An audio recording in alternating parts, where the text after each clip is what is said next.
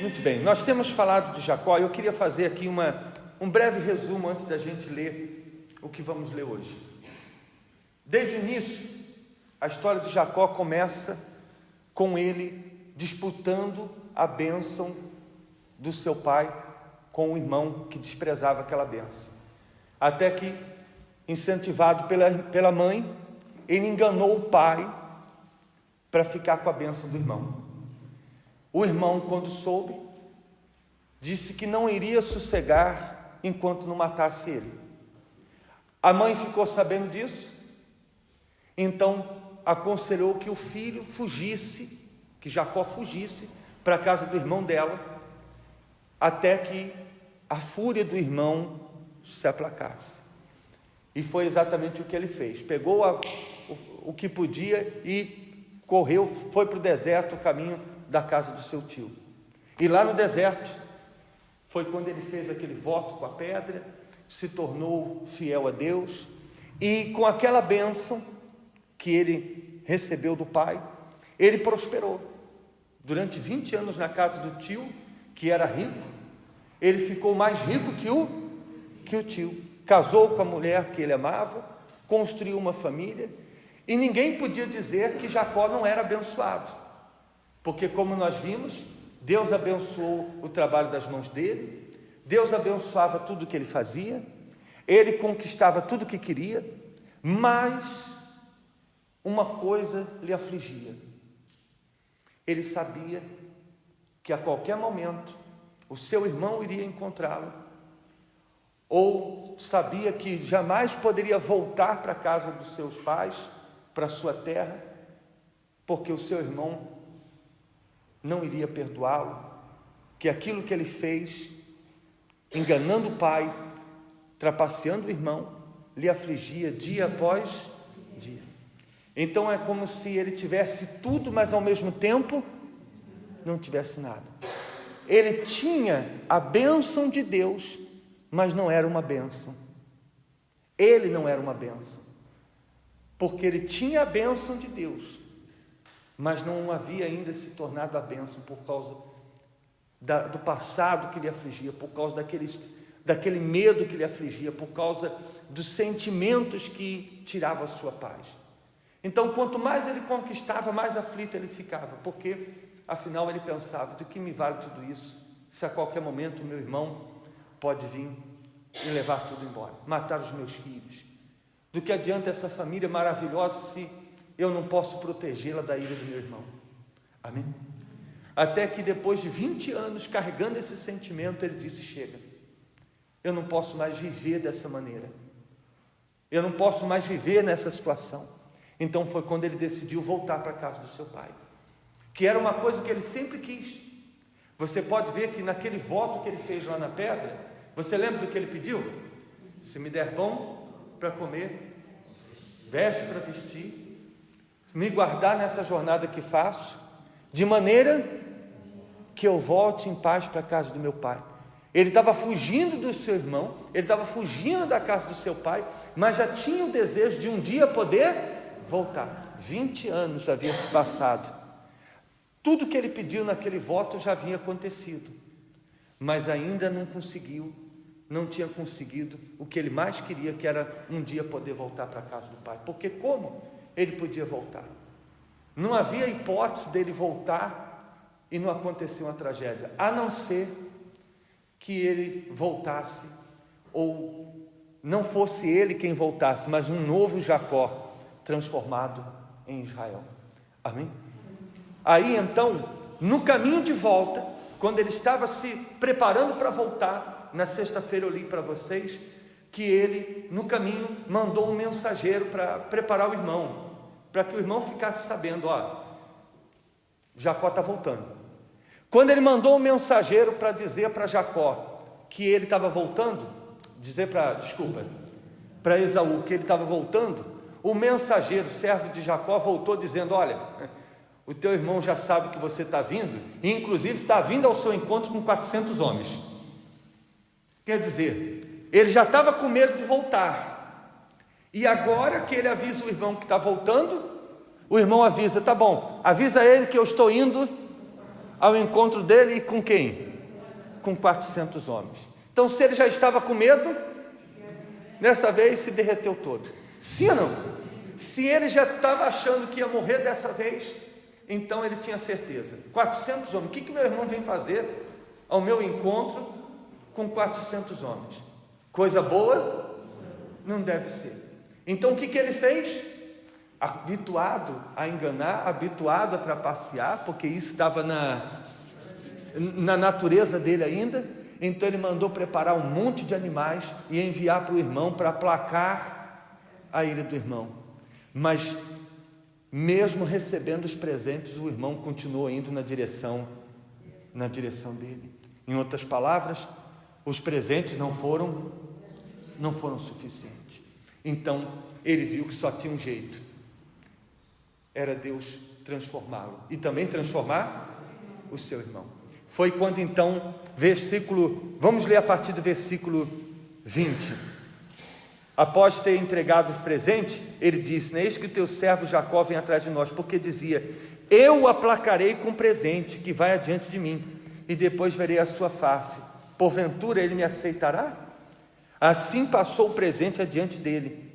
Ele, porém, passou aquela noite no arraial, e levantou-se naquela mesma noite, tomou suas 2 mulheres, suas 2 servas, seus 11 filhos, e passou o val de Jaboque, e tomou o osso, e fez-los passar o ribeiro, e fez passar tudo que tinha.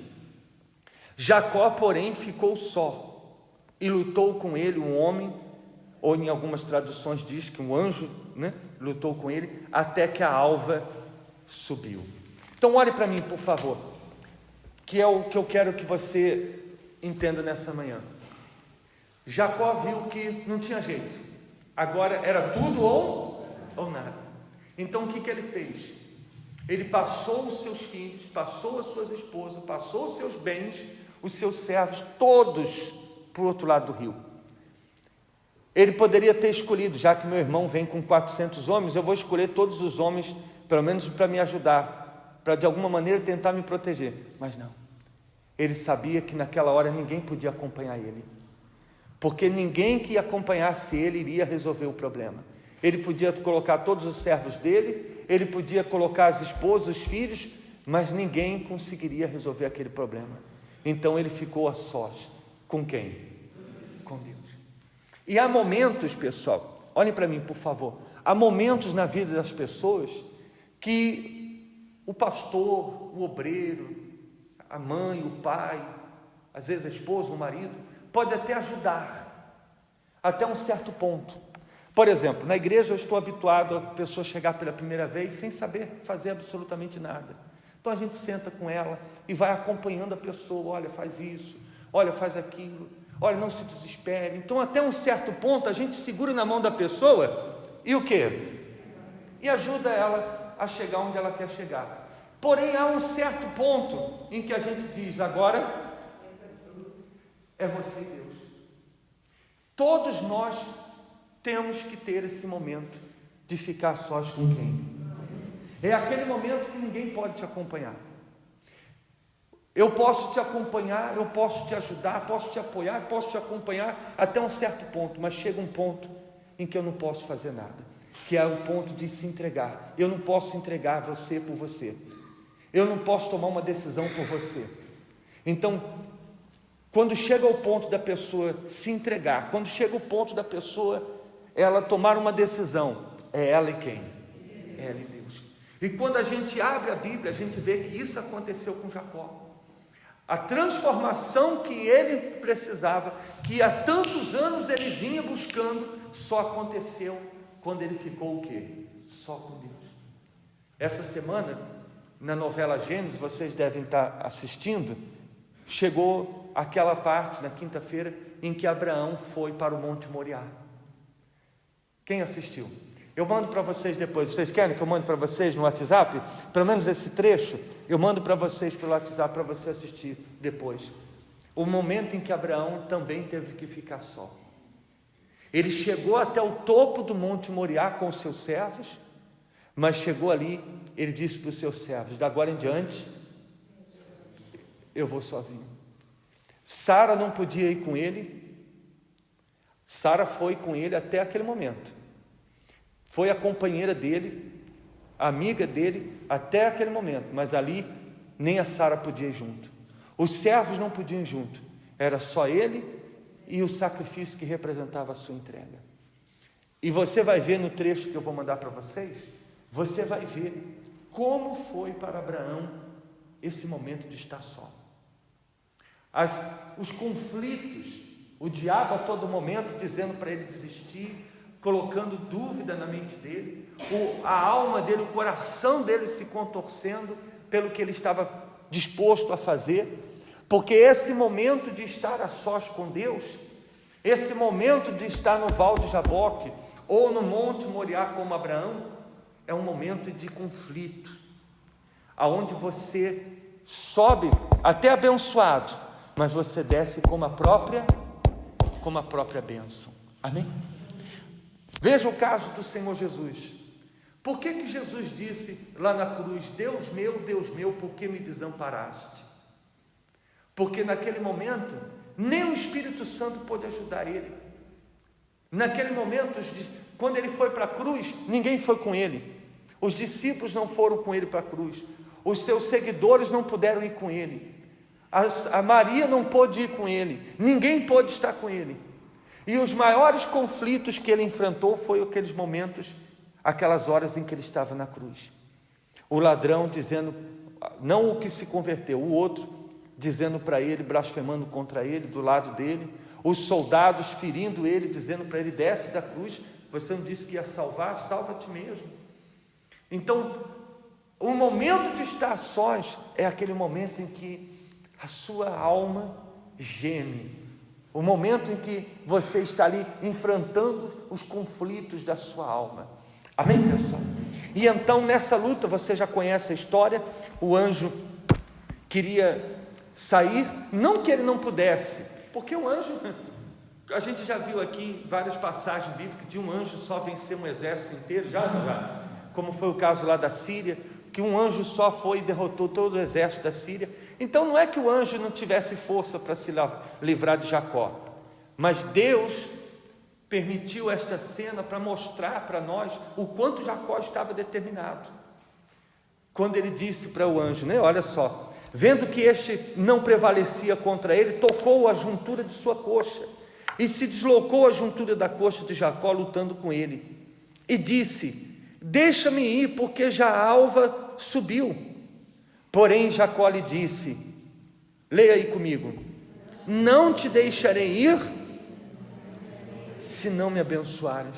Mas que bênção era essa? Ele não já era rico? Ele já não tinha os filhos? Já não estava casado com quem ele amava? Que bênção que ele queria. A que faltava, que era a bênção dele se libertar daquele que ele era, de ser um homem diferente e de poder encarar o seu irmão agora como uma nova criatura. Olha o desejo ardente que ele tinha de ser diferente. Então disse o anjo: qual o teu nome? E ele respondeu: Jacó. Então disse: já não se chamará mais o teu nome Jacó, mas Israel, pois como príncipe lutaste com Deus e com os homens e prevaleceste. E Jacó lhe perguntou e disse: dá-me, peço-te, saber o teu nome. E ele disse: por que perguntas pelo meu nome? E abençoou ali. E chamou Jacó o nome daquele lugar de Peniel, porque dizia: tenho visto Deus face a face, e a minha alma foi salva. Então, os dois lugares que Jacó mudou o nome foram os dois lugares que marcou a vida dele. Jacó, lá naquele voto que ele fez na pedra, ele chamou aquele nome de Betel. Se chamava Luz, e ele disse: agora vai se chamar Betel, casa de Deus. E esse lugar que antes se chamava como? Ele disse, né? Ele chamou Jacó o nome daquele lugar de Peniel. Não fala como que era o nome antes, mas ele batizou aquele lugar de quê? De Peniel. Então, dois lugares marcaram a vida de Jacó: Betel e Peniel. Betel é onde ele decidiu que Deus seria o primeiro, fazendo de Deus o Senhor da sua vida. e Peniel, onde Deus fez dele uma nova criatura. Aí diz assim, levantou, capítulo 33, versículo 1, levantou Jacó os seus olhos, olhou, e eis que vinha Esaú e 400 homens com ele. Então repartiu os filhos entre Lia, Raquel e as duas servas, pôs as servas e seus filhos na frente, e a Lia e seus filhos atrás, porém a Raquel e José os derradeiros. E ele mesmo passou adiante deles, e inclinou-se à terra 7 vezes até chegar ao seu irmão. E então, lê aí em voz alta, Esaú correu-lhe ao encontro. Misericórdia, imagine. Olhe para mim, por favor. Imagine um homem que quer te matar há 20 anos, vindo correndo na sua direção. Se Jacó não tivesse a certeza de que Deus iria livrá-lo, ele tinha saído correndo, ele tinha gritado, foge, fuja quem puder. Mas agora ele já não era mais o fugitivo. A vida toda ele fugiu, agora não era ele quem ia fugir, porque agora ele não era mais Jacó, agora ele era quem? Você vê que quando uma pessoa ela é transformada, ela não foge mais dos problemas, ela não foge mais das lutas, ela não foge, ela não é aquela pessoa que vive fugindo da responsabilidade, não, é aquela pessoa que diz, eu estou aqui, para o que der e vier, seja para o que for, Deus é comigo, eu sou de Deus, eu sou a bênção, amém? Há uma segurança por parte dela. Então Esaú correu-lhe ao encontro, e abraçou-o, e lançou-o sobre o seu pescoço, e o beijou, e choraram, amém? Supostamente, como quem foi enganado foi Esaú, como quem foi o prejudicado foi Esaú, quem deveria correr ao encontro do irmão, beijar e abraçá-lo, quem que era? Era Jacó, não é verdade? Porque afinal, aquele encontro foi desejado por Jacó, foi Jacó quem queria voltar a se reconciliar com o irmão, era Jacó quem queria consertar o seu erro do passado. Mas olha como Deus é maravilhoso, Deus não mudou só Jacó, mudou Esaú. E sabe o que eu penso? Eu penso que você que já foi transformado, você que já é um Israel, você deixou de ser Jacó e já se tornou um Israel, eu creio que o que Deus fez com o irmão de Jacó pode fazer com o seu marido, com a sua esposa, com o seu filho, porque a bênção de Deus é completa na vida da pessoa, amém? E quando você se torna bênção, essa bênção jorra para as pessoas que estão ao seu lado, como aconteceu com Esaú. E aí diz, depois levantou os seus olhos e viu as mulheres, os meninos, e disse, quem são estes contigo? E ele disse, os filhos que Deus graciosamente tem dado ao teu servo. Então chegaram-se as servas, elas e os seus filhos, inclinaram-se, chegou também a Lia com seus filhos, inclinaram-se, e depois chegou José e Raquel e inclinaram-se. E disse Esaú, ou seja, Jacó apresentou todos a sua família, os seus servos. Então disse Esaú, de que te serve todo este bando que tenho encontrado? E ele disse, para achar graça aos teus olhos, meu senhor. Esaú perguntou, porque no caminho, lembra do que eu falei na sexta-feira? Que ele mandou os presentes em 3 bandos? Então no caminho, Esaú encontrou no caminho os presentes, os servos de Jacó trazendo os presentes. Então depois que ele apresentou toda a família, Esaú perguntou para Jacó, vem cá meu irmão, de que serve todo aquele... E qual que era o presente? Lembra? 200 cabras, não sei quantos camelos, não sei quantas ovelhas. Imagine Esaú apontando para aquele monte de animais, dizendo, para que serve tudo isso? Lembra que eu falei para vocês que não foi o presente que mudou, mas o que mudou foi quem? Foi Deus. Então ele perguntou, de que serve tudo isso? E Jacó respondeu, para achar graça aos teus olhos. Mas Esaú disse, eu tenho bastante, meu irmão, seja para ti o que tens. Ou seja, no fundo ele nem queria aquele presente. Então disse Jacó, não, se agora tenho achado graça aos teus olhos, peço que tomes o meu presente da minha mão, porquanto tenho visto o teu rosto como se tivesse visto o rosto de Deus, e tomaste contentamento em mim. Toma, peço-te, a minha bênção que te foi trazida, porque Deus graciosamente me tem dado, e porque tenho de tudo, e estou com ele até que ele a tomou. Amém? Então Jacó insistiu, e ele acabou ficando com o presente, porque Jacó disse: eu tenho tudo, meu irmão. Agora ele podia dizer que tinha tudo, porque o que faltava, agora ele já tinha, que era a nova identidade. Amém? E aí você vai ver, eles caminharam juntos, aí você vai ver a reconciliação depois na sua casa com mais calma. Amém? Agora Jacó podia dizer que tinha paz. Agora Jacó podia dormir em paz, não porque apenas o seu irmão lhe havia aceito, porque o aceitar do seu irmão era apenas uma representação do que Deus havia feito dentro dele. É como se Deus dissesse para Jacó: esquece, aquele Jacó já não existe mais, agora você é Israel. Amém? E essa é a maior glória para uma pessoa, ela poder ser uma nova criatura, ela poder ter uma nova identidade. Eu não sou mais aquela mulher, eu não sou mais aquele homem. Nós vimos aqui na sexta-feira o testemunho daquele rapaz que era travesti, que vivia na prostituição, que tinha relações até com os mendigos na rua, viciado em drogas, e que hoje é obreiro da igreja. Uma nova identidade, é uma nova pessoa. Quando ele anda na rua, as pessoas veem que ele é uma outra pessoa, não pelo seu jeito de vestir, não pela sua forma de andar ou falar, mas porque agora ele vive uma nova vida, ele tem uma nova mente, um novo coração. Ele é outra pessoa, no mesmo corpo, mas outra pessoa. E esse, o maior desejo de Deus, é dar ao ser humano uma nova identidade, uma nova vida.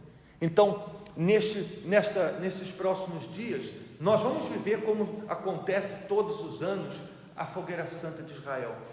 Mas se você tem sido abençoado por Deus, tem muitas bênçãos, você é aquela pessoa que pode dizer assim: olha, eu sou abençoado, mas você ainda não pode dizer eu sou a bênção. Você que tem bastante, mas ainda não pode dizer eu tenho tudo, porque tem muita gente que pode dizer eu tenho bastante testemunho, bastante bênçãos, bastante respostas, bastante experiência, bastante conquistas, mas enquanto a pessoa não tem um Espírito Santo, ela não pode dizer que tem tudo, porque enquanto não tem um Espírito Santo, é como se ela não tivesse. Jacó é um exemplo disso. Amém? Então você vai para o altar, ficar a sós com Deus, na dependência dele, para que aconteça aquilo que de tão extraordinário ainda não aconteceu, para buscar essa nova identidade, para que você seja uma nova criatura, como Deus fez com Jacó. Amém? Agora, se você já é esta nova criatura, se você já foi transformado, e de repente você crê que Deus pode fazer o que fez em você na vida de um ente querido, ou talvez até transformar a identidade de uma área da sua vida, você terá a oportunidade de fazer o sacrifício por esta área da sua vida, porque o Deus que mudou Jacó também mudou Esaú, e o Deus que mudou você também pode mudar a esposa, o marido, o filho, ou até mesmo o casamento, ou até mesmo qualquer outra área da sua vida. Quem entendeu, por favor? Então, no dia 11 de julho, nós estaremos no Val de Jaboque. O altar será o Val de Jaboque. Até lá, todos os dias você poderá acompanhar a oração que nós vamos fazer às 22 horas a partir de amanhã, cada pastor no altar da sua igreja, preparando toda a igreja, preparando todo o povo para estar a sós com Deus. Eu não vou poder subir com você, ninguém vai subir com você. Pastor, eu costumo fazer o voto com o meu marido, com a minha esposa. Você não vai poder subir com a sua esposa, com o seu marido, porque o que você vai fazer é você e quem? A sós com Deus, como Jacó ficou. Amém? Fiquem de pé, por favor.